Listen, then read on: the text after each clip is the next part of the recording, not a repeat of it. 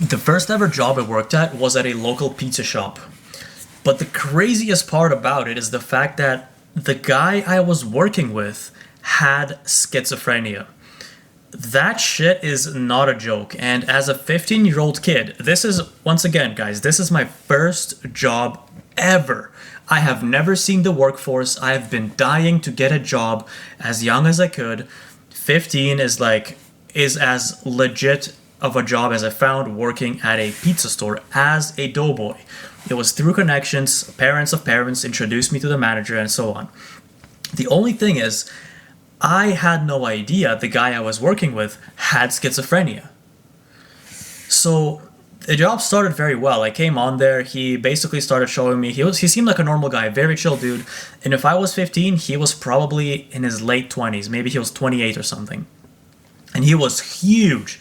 This guy was over 6 foot tall. He was massive, probably like 250 pounds at least. To me, he looked like a giant in comparison. And both of us were working there. Now, basically, the job was very simple. You throw in all the ingredients in this huge ass mixer, and it mixes and makes it into dough. Then you take out this big blob, dump it on the table, and cut it up into tiny pieces, which will be the pizzas, small, mediums, larges, thin crust, whatever. There's specific weights for each one. Then you transfer it to this little rolling machine, and while I'm rolling them, he's putting them inside the pans, stretching them, and just putting them on the little rack thing. But occasionally, this guy would slip up, and I think it's his, I don't know, I think he was on some kind of medication that reduces it, but sometimes it got worse.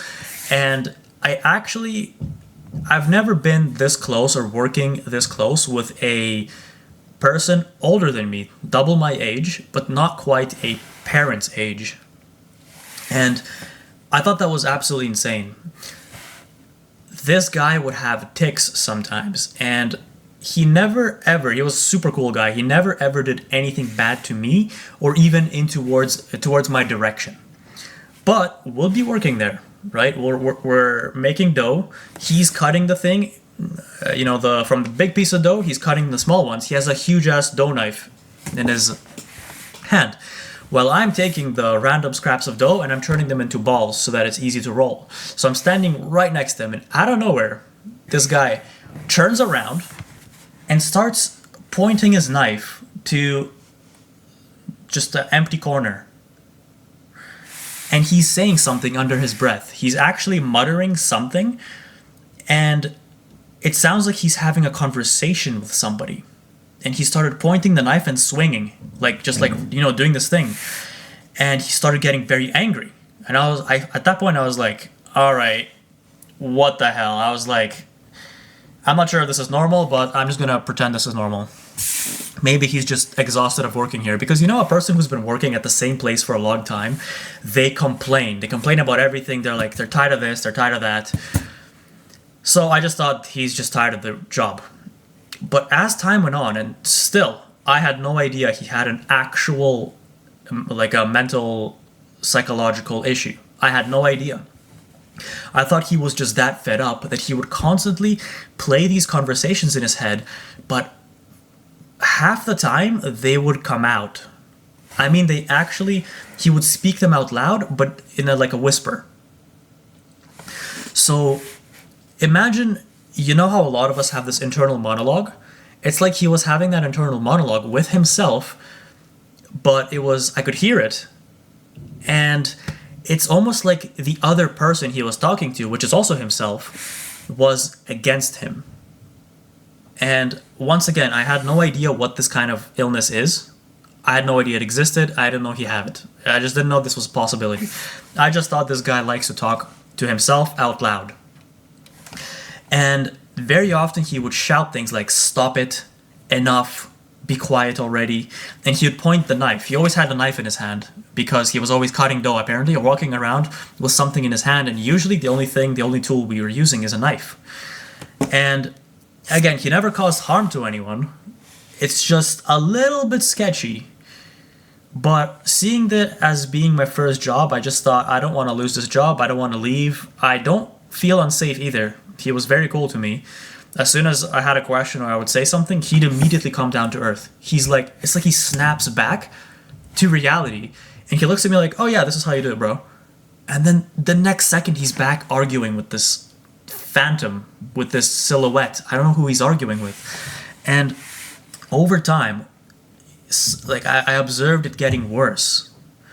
And it went from a whisper some days to shouting. And for example, let's say it's a busy day. It's Friday night. Everybody's ordering pizza, which means we're probably going to be there late. How it worked was based on the number of people that are ordering the pizzas, we have to stay there and keep making dough and extra.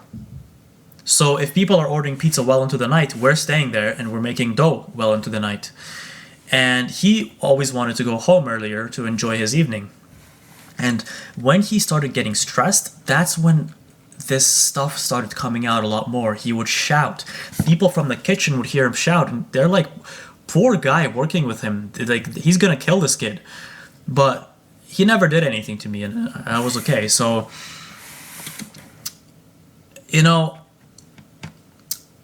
I thought it was very interesting. I didn't find it funny. I found it very concerning because I had no idea what it is. Eventually, somebody told me that this guy has schizophrenia and that he's harmless. It's just voices in his head. And then I went home and did research. What the fuck is schizophrenia? I had no idea what that is. And I realized, and then I watched some videos of people, doctors recording their conversations with schizophrenic patients. And I was like, oh my God, this is literally my coworker. He acts like this.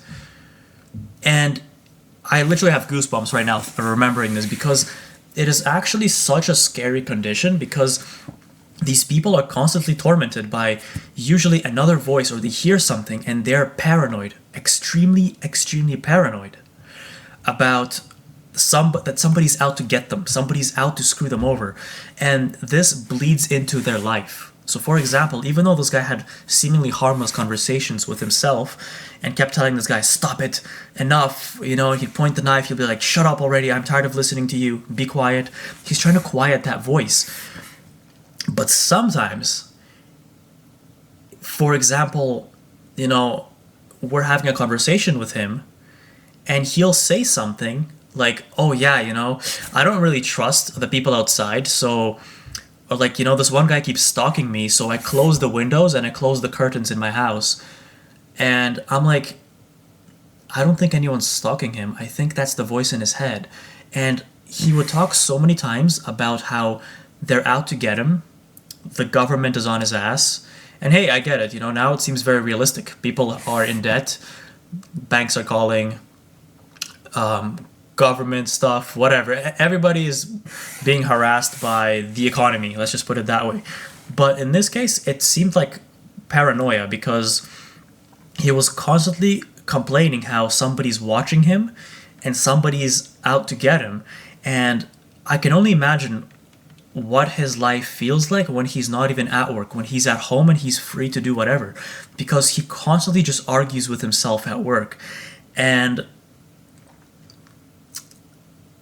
when I mean he actually spoke out loud, he would yell at that guy. Like, he would absolutely yell, and like, there's somebody in the room.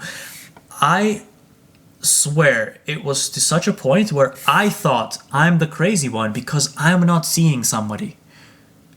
I actually stood there working with him thinking, I swear there's a person there he's talking to that I'm not seeing. And that starts to drive me insane because I'm thinking, like, it just feels like there's three of us here the entire time. He's talking to him, he's reacting. And the funny thing is, here's the funny thing. Sometimes that guy's on his side and he makes him laugh. He tells him jokes. He'll literally be like talking to himself, like, doing his job and just laughing under his breath. And he's like, he can't catch his breath. He's just laughing. He's like, oh, stop it. You're hilarious, bro. It's enough. No, oh my God, you can't say that. Oh, I hope nobody else heard you, man. Oh, dude. And then he'll turn to me and be like, do you hear this guy? Oh, man, he just said that and he's telling me what he said. And I'm just like, I'm not standing there saying, bro, nobody's here. I'm just kind of playing along. I'm like, oh, yeah, cool. Yeah, that's funny. But he would relay the messages that are coming from this phantom individual that his brain is inventing. And he's sharing it with me. That's the crazy part. Well, either way, sooner or later, this guy ended up getting fired because it seems that he was just too unstable, and I think the manager actually felt that I was unsafe. And she's asked me so many times, she'll bring me aside and she'll be like, hey, how is this guy? Has he done anything to you? Does he make you feel unsafe? Because we hear him yelling and it's getting worse. And now, mind you, this is a span of just over a year that I've worked with him.